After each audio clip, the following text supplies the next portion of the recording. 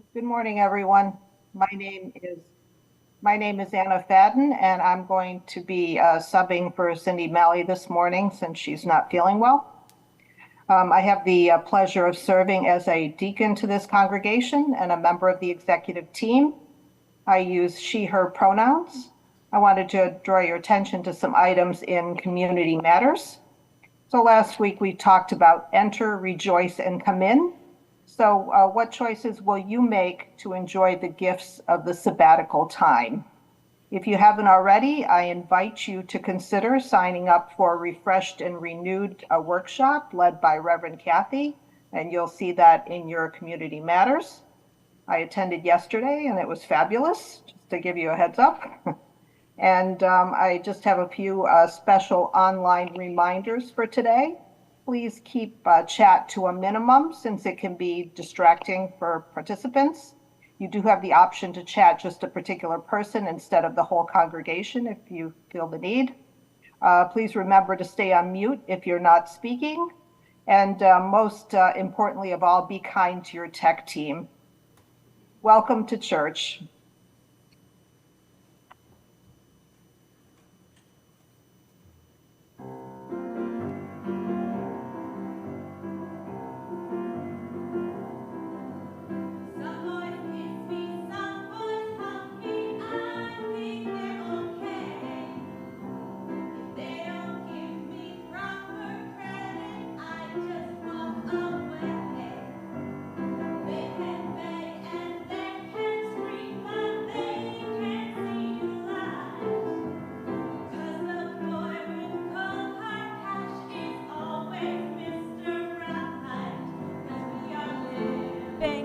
Material world, and I am a material girl. You know that we are living in a material world, and I am a material girl.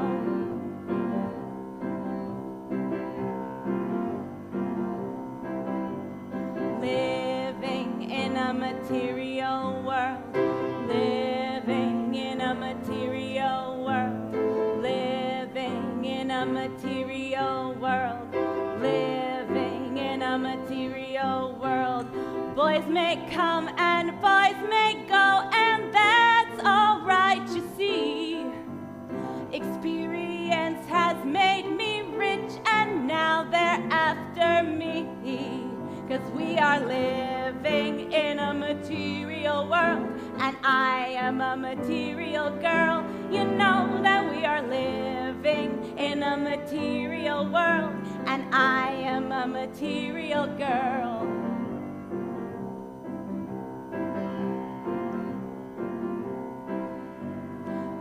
A material, a material, a material, a material, living in a material world, living in a material world, living in a material world, living in a material world. The words of Kathleen McTigue.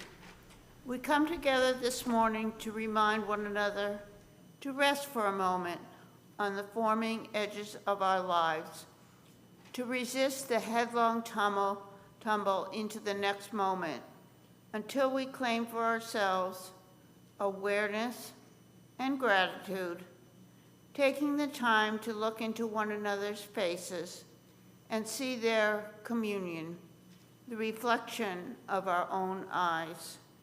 This house of laughter, silence, memory, and hope is hallowed by our presence together.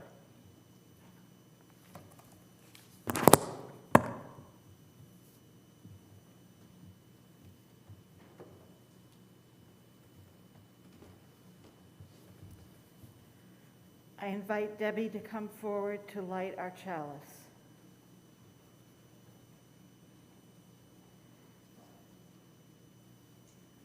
As Debbie lights our chalice, please join me in saying our covenant.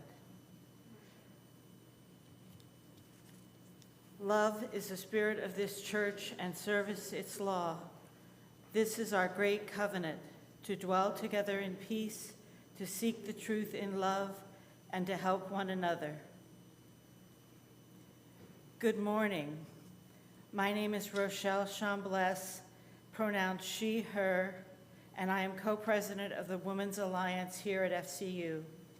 I join Anna in welcoming you to First Church Unitarian on this chilly February morning for the first and hopefully last all-virtual church service of the year. If this is your first time visiting us, welcome, and I invite you to visit our website, fculittle.org, where you can find all kinds of interesting information about First Church Unitarian Littleton, and where you can fill out a virtual pew card if you would like someone from our church community to contact you. In today's service, the presenters of the readings and reflections you'll hear later are members of our vibrant Women's Alliance.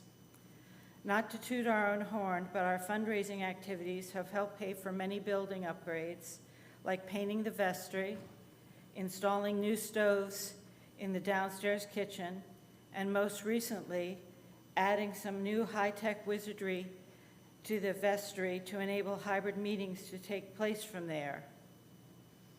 We'd be delighted to talk to you about our other charitable works and social opportunities at coffee hour when we get back to in-person church services.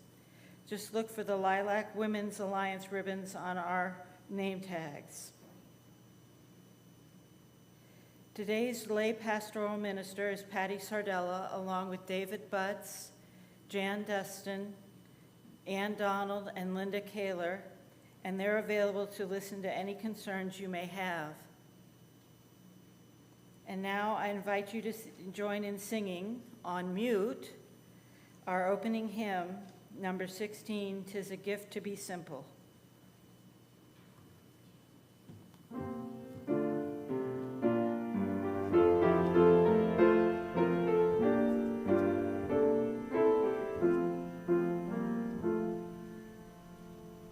A gift to be simple, 'tis a gift to be free, 'tis a gift to come down where we ought to be, and when we find ourselves in a place just right, 'twill be in the valley of love and delight, when true simplicity is gained, to bow and to bend we shan't be ashamed. Turn will be our delight, till by turning we come round right.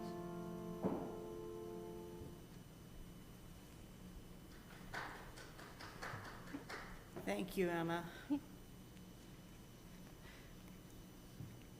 The Gift of Nothing by Patrick McDonnell. It was a special day, and Mooch wanted to give his best friend Earl a gift.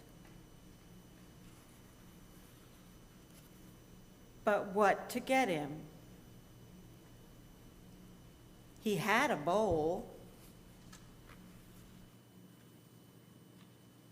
He had a bed. He had a chewy toy.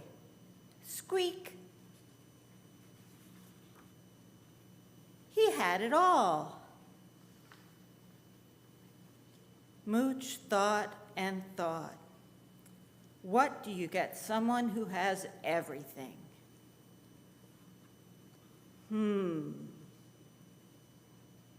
Nothing. He would give Earl the gift of nothing. But in this world filled with so many somethings, where could he find nothing?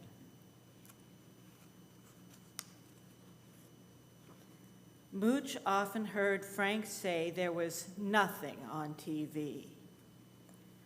But as far as Mooch could tell, there was always something on TV. Mooch often heard Doozy and her friends say there was nothing to do. But as far as Mooch could tell, everybody was always doing something.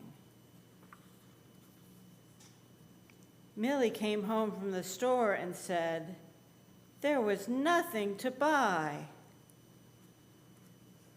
So Mooch went shopping.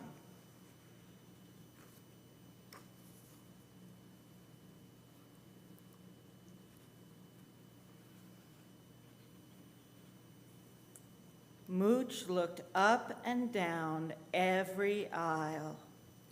He found many, many, many somethings. The latest this, the newest that. But as far as he could tell, nothing was not for sale. So Mooch went home and sat on his pillow and just stayed still, as cats often do.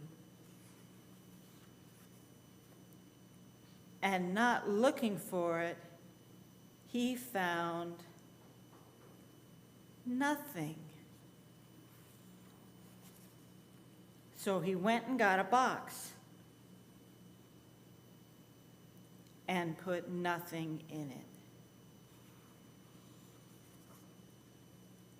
Then Mooch thought, maybe Earl deserves more than this. So he got a bigger box. Now that's plenty of nothing.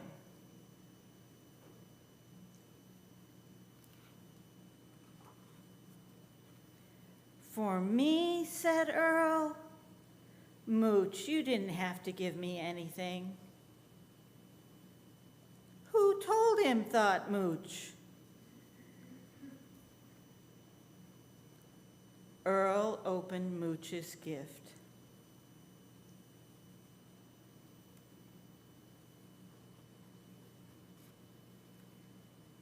There's nothing here, said Earl. Yes, said Mooch, nothing but me and you.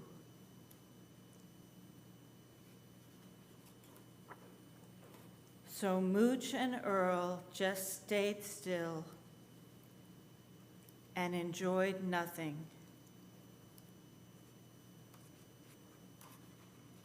And everything.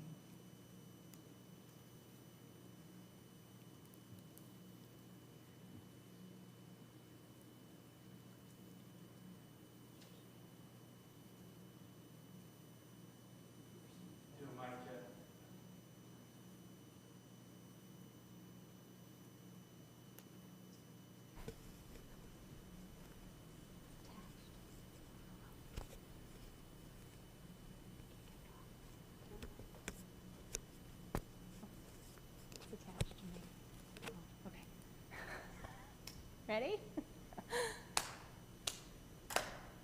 Oh Lord, won't you buy me a Mercedes Benz? My friends all drive Porsches, I must make amends. Worked hard all my lifetime, no help from my friends. Oh Lord, won't you buy me a Mercedes Benz?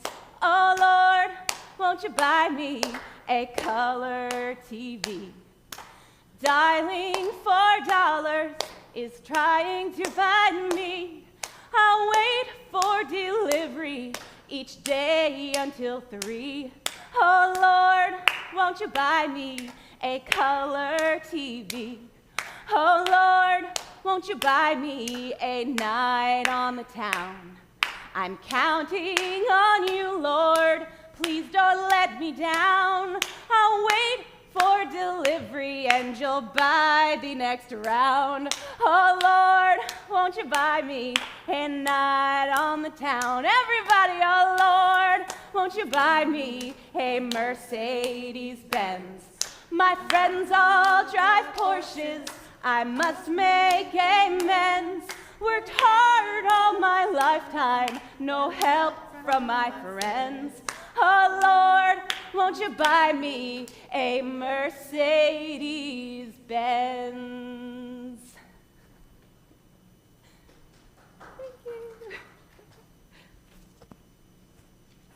Thank you.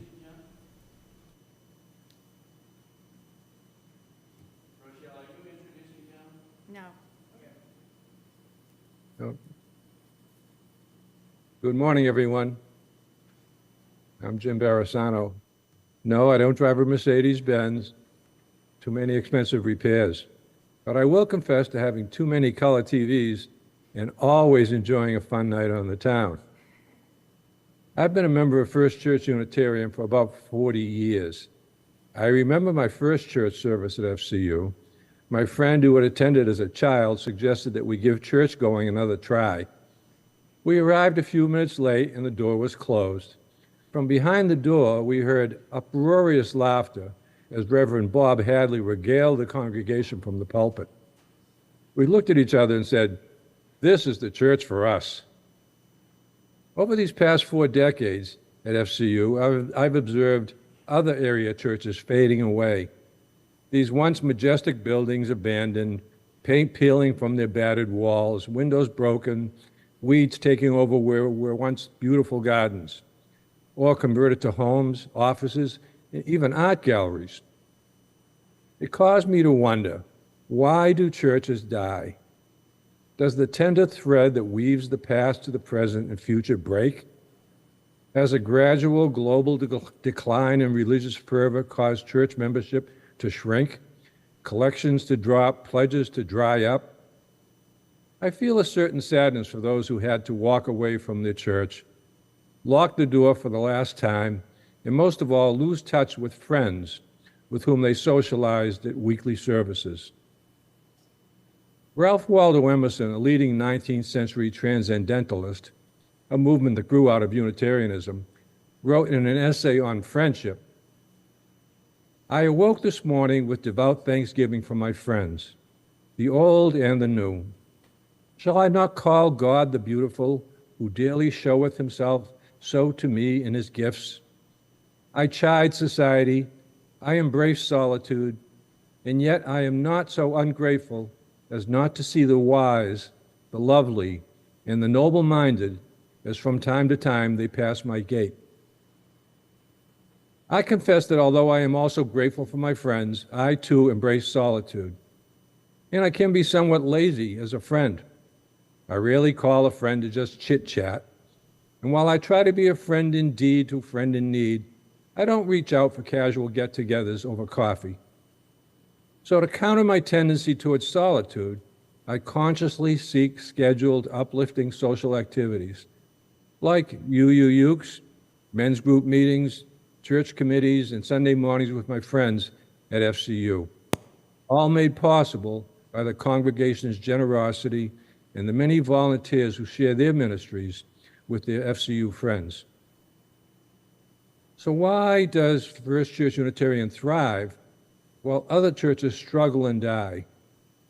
Perhaps it is the friendships nurtured at FCU through the shared ministries of our wonderful staff, a fabulous minister, and the generous members and friends. I believe that the friendships we all nurture are our true, well-earned luxuries. Friendships that we cherish, nourish, and grow through our personal and financial commitments to FCU and its missions of love, service, peace, and helping one another. I'll close with one other piece from Friendship by Ralph Waldo Emerson, in which he could very well be describing the glimmers we will celebrate on March 10th. How many we see in the street or sit with in church whom, though silently, we warmly rejoice to be with. The effect of the indulgence of this human affection is a certain cordial exhilaration, likened to the material effects of fire, so swift, or much more swift, more active, more cheering, are these fine inward irradiations. From the highest degree of passionate love to the lowest degree of goodwill, they make the sweetness of life. Thank you.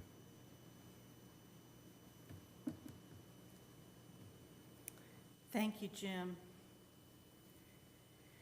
This congregation is self-sustaining, and as such, we depend on the gifts of time, talent, and treasure of our members and friends to sustain the good works of our church community.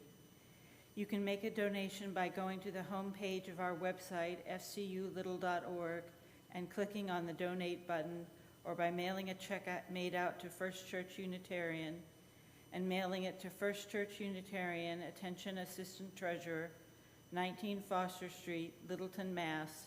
01460. It is in this spirit of generosity that the morning offering will now be given and gratefully received.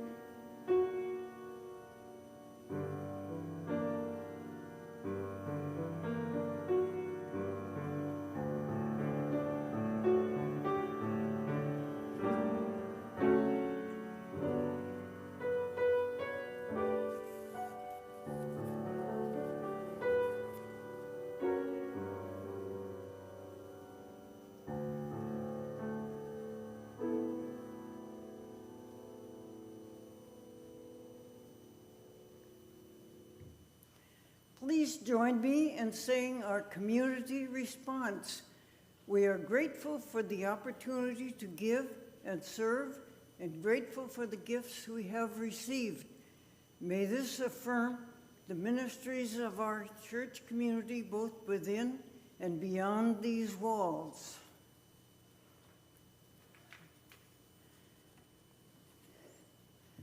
Luxury. Is this something good to be enjoyed or something to eschew? Today, I have seen the word luxury used without apology to advertisements for cars, condos, senior living homes, flooring and carpets, among others. But what is luxury? I define it as goods, comforts, or experiences that are desirable but not necessary.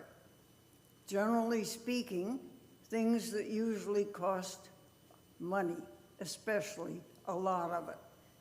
It is also subjective. What one person considers a luxury, another may consider it a necessity.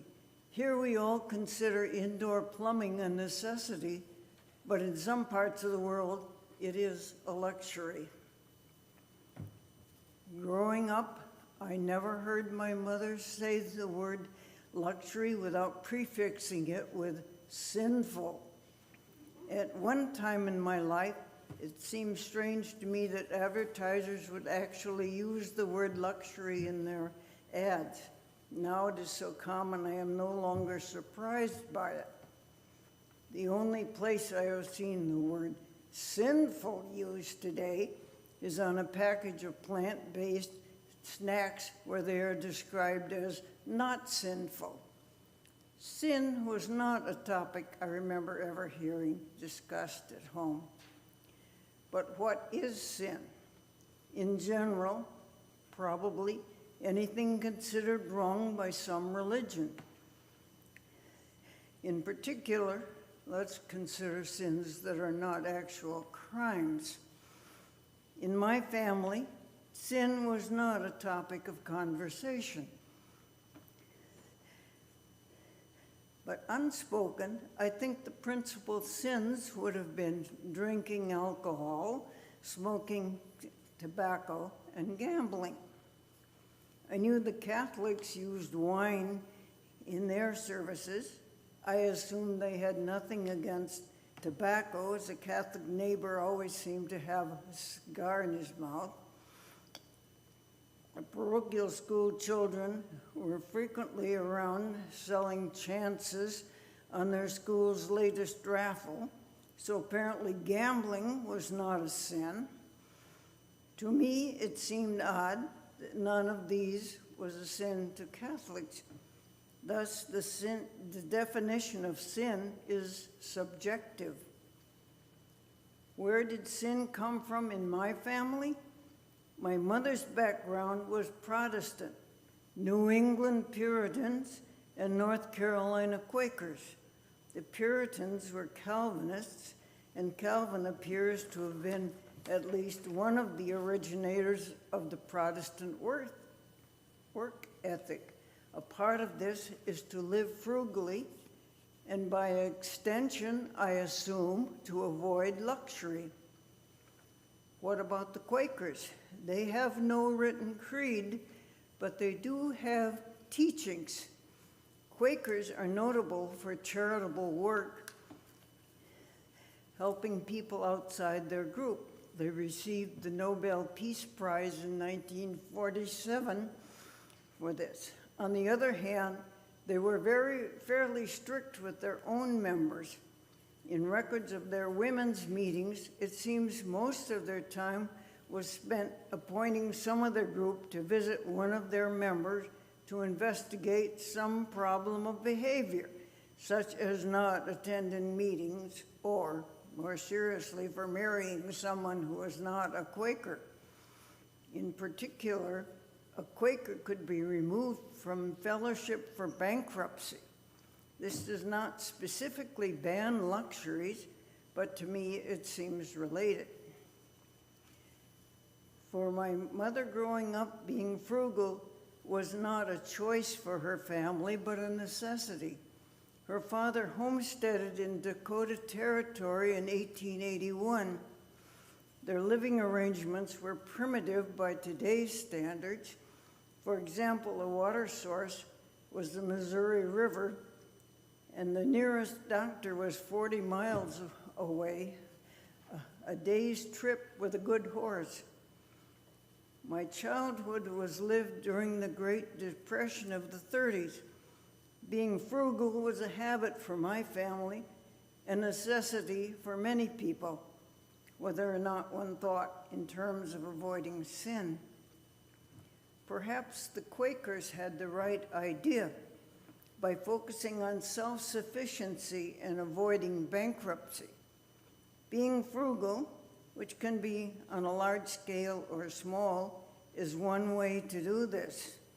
the last time Prince William came to this country, heaven forfend, he flew commercial rather than by private royal jet.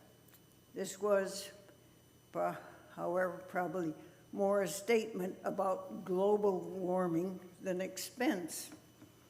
The concept of guilty pleasures seems to me to be similar to that of sinful luxuries. This idea, I found, does not refer to the Puritans. It's an idea that dates only to the 20th century. Guilty pleasures apparently are pleasant things with some downside. Driving down 110 in Westford and stopping at Kimball's for ice cream, even though your doctor has told you to lose weight. You tell yourself that ice cream is made from milk, and that will supply the calcium you need. And if you go for the 3 scoops with toppings and a cherry on top, well, cherries are fruit. Or eating a steak, even though you know what the beef industry is doing to global warming. Is luxury a good thing or not? I am not sure that today many people consider it a sin.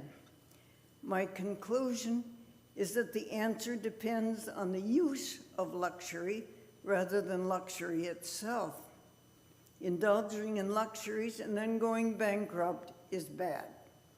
But if a billionaire orders a new yacht, this provides many jobs for the working class. On the other hand, I find alarming the amount of credit card debt, some no doubt incurred by indulging in too many luxuries. My conclusion is that luxuries are not intrinsically bad or good. The goal is to avoid luxuries we can't afford.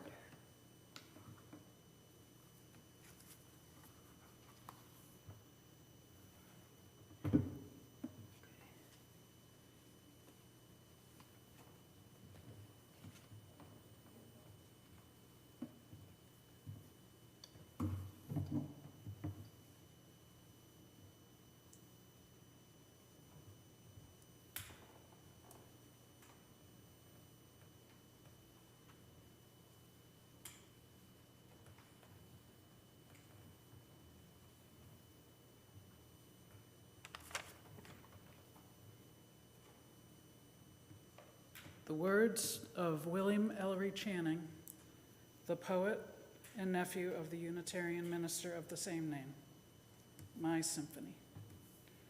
To live content with small means, to seek elegance rather than luxury, and refinement rather than fashion, to be worthy, not respectable, and wealthy, not rich, to study hard, think quietly, talk gently, act frankly, to listen to stars, birds, babes, and sages with open heart, to bear all cheerfully, do all bravely, await occasions, hurry never. In a word, to let the spiritual, unbidden and unconscious, grow up through the common. This is to be my symphony.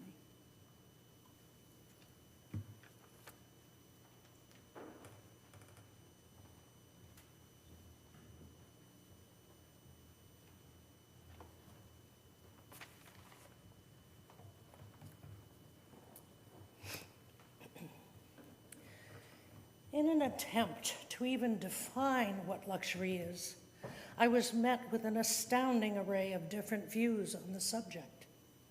I consulted the website called luxurycolumnist.com, which presented to me 99 famous quotations of what many highly regarded people thought, and luxury to each of them varied widely. When the topic of this service was first mentioned to me, my mind jumped immediately to possessions which scream luxury, an expensive car and a palatial home. It's anything money can buy. My experience, but it was Joyce who came closest to a workable and simple definition which works for me. Luxury, things desired but are not necessary. My experience as one of the first baby boomers was not so dire as to consider luxury sin as Joyce's family did. The post-World War II affluence saw much more readily available items that previously had been in the luxury category. TVs became commonplace, replacing radios. Cars now came with lots of chrome and color. Electric gadgets and appliances were developed, and life became easier. I was comfortable growing up. My home was quite adequate, with always enough to eat, always fairly new cars for my parents to drive to their respective jobs, and surrounded by a loving, close family. The fact, however, that I also grew up in an upper middle class town, some say exclusive, meant that I was very aware of greater wealth surrounding me, and my friends seemed to have more and better things than I. I began to know what it felt like to come from the other side of the tracks. At the same time, however, I was very conscious of past deprivations that members of my family had to endure. My father, for instance, at the age of 7 in 1925, was taken from the American world of cars, trucks, and trolleys to his parents' homeland, an isolated island in the Gulf of Bothnia, north of the Baltic Sea, where the main means of transportation was horse and buggy, or horse and sleigh. He remained there for 13 years, having to learn a different language and adapting to a different culture. They were living somewhat a comfortable life, but there were very few luxuries. One particular luxury my father spoke of, though, was that in his Christmas stocking each year he received oranges, something that seemed impossible to get so far north near the Arctic Circle. Only recently did I realize his feeling of treating himself well was repeated every time we went food shopping. He always purchased a large bag of oranges, enjoying a fresh orange every day of his life. Of course, my mother's family here in this country went through deprivations as well. They survived the Great Depression. They lived on a farm, and again, they were always well cared for and had enough to eat. But life required a lot of hard work to make ends meet.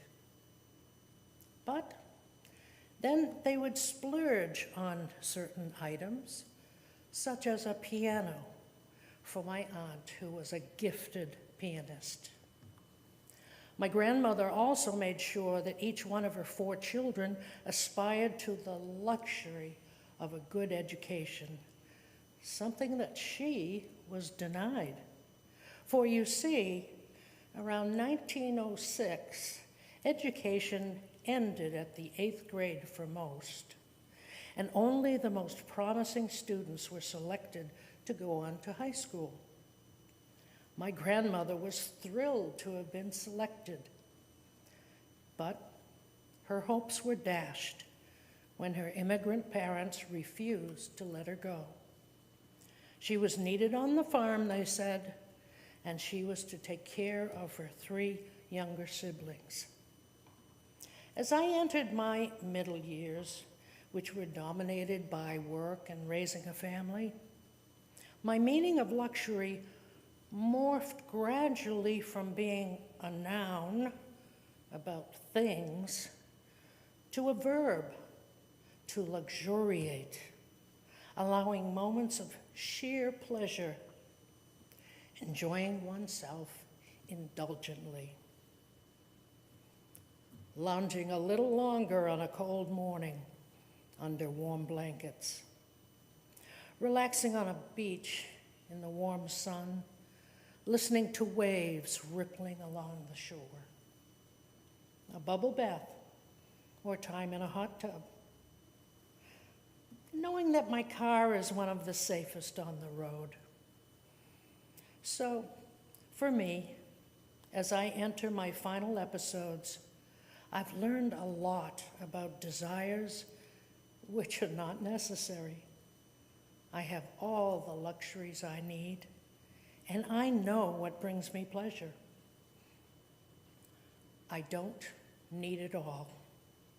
I have just enough.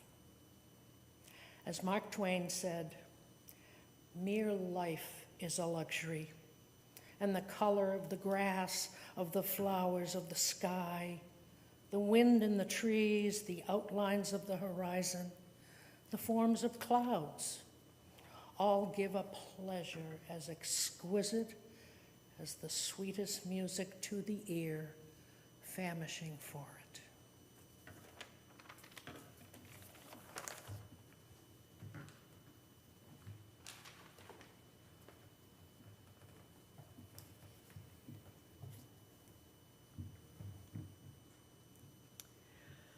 So we were talking about luxury, and the first thought that popped into my head was a memory from a time when the height of luxury for me was a shallow basin of rainwater.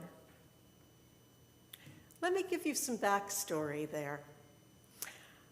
When I was coming of age and starting my working adult life in the prosperous 1980s, people all around me were making lots of money and spending it on more conventional ideas of luxury. Big, fancy cars, big, big houses, even big coats and big hair.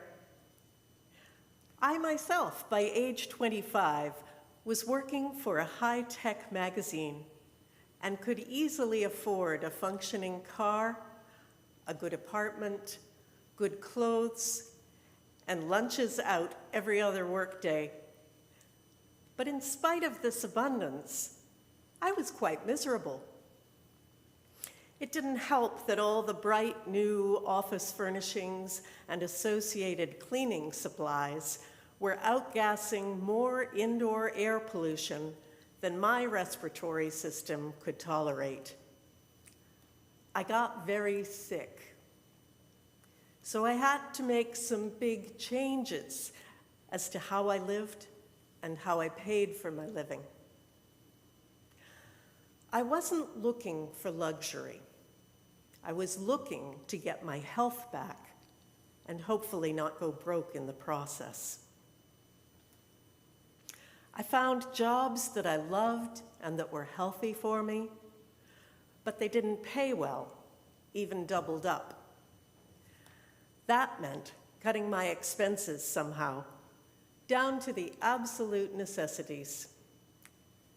Friends in my hometown offered the creative solution of a slightly illegal but very affordable one-room cabin on their property.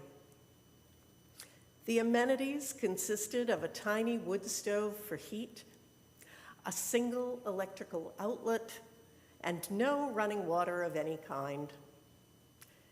But there was a serviceable outhouse out back, and what I liked to call walking water, because I walked it in from various sources. I had 3 kinds of water in those days. My landlord's well water, which had a rusty taste and a tendency to stain things a rich terracotta red. Good, rust-free town water from other friends who granted me access to their faucets. And rainwater that I collected in any good downpour by setting out my pots and pans on the cabin's front stoop. It was the rainwater that made me think of luxury, because it was such a treat to do my morning face wash and sponge bath in a full basin of the stuff.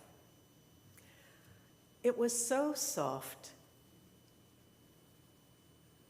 It felt like washing in the clear liquid equivalent of silk, smooth and sleek and wonderful.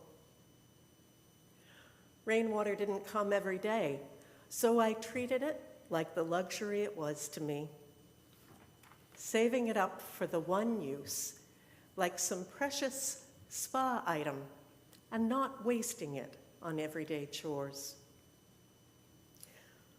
It wasn't just the rainwater that felt like luxury in my cabin years. There were more pleasures and delights there than I could easily count, including the abundance of fresh, breathable air that had seemed so scarce in other living situations. The many tall trees and small creatures that made their homes right outside my door and windows, and the wealth of sky visible between and above those lovely tree shapes. I remember an old saying about someone who wasn't satisfied with an ordinary life, who demanded a more luxurious existence. Well, you want the sun, the moon, and the stars. There, in my cabin life, depending on the time of day and cloud conditions, I could rely on the sun, the moon, and the stars to greet me regularly as I stepped outside to my woodpile, my compost heap, my outdoor toilet, or just my car down the drive. It was at that point the richest, happiest, most luxurious time I had ever known. Now, maybe this is a charming or amusing or even terrifying story, but I have to ask myself, how is it useful to you listening to me now? I'm certainly not saying, if you want to find luxury, go live in a cabin in the woods. What I might say is this: if you haven't ever been led by misfortune or your own curiosity to ask, what are the absolute necessities in my life? I invite you to try it.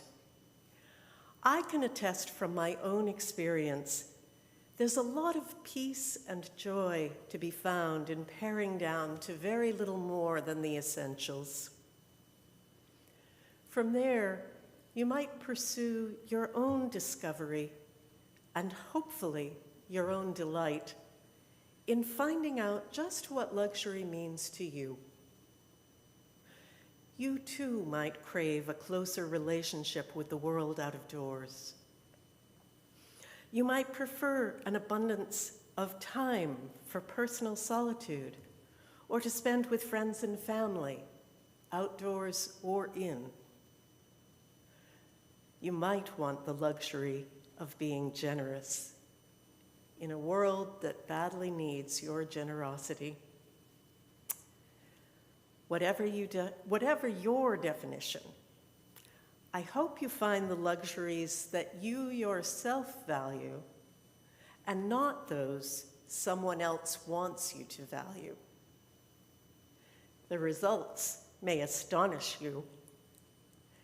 You may find your particular luxury, your sun, moon, and stars, is something every bit as unexpected as a shallow bowl of clear, soft rainwater, reminding you of what a very good life this can be.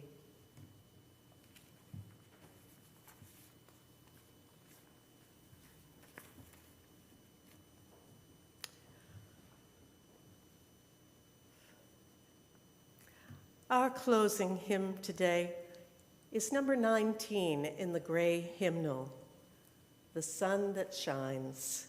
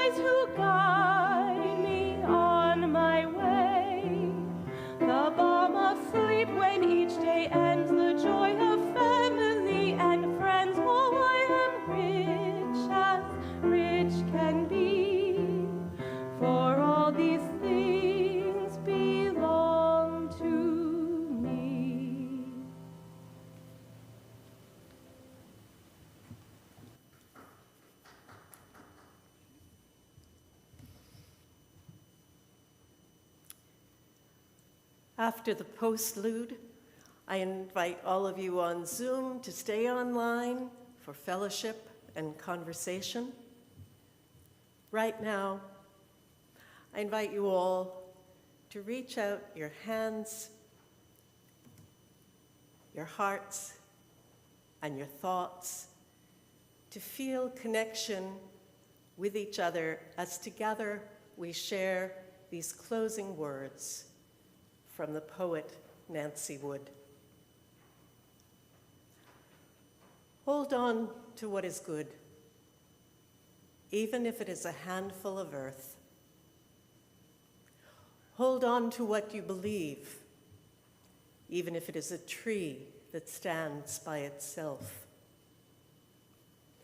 Hold on to what you must do, even if it is a long way from here. Hold on to life, even when it is easier letting go. Hold on to my hand, even when I have gone away from you.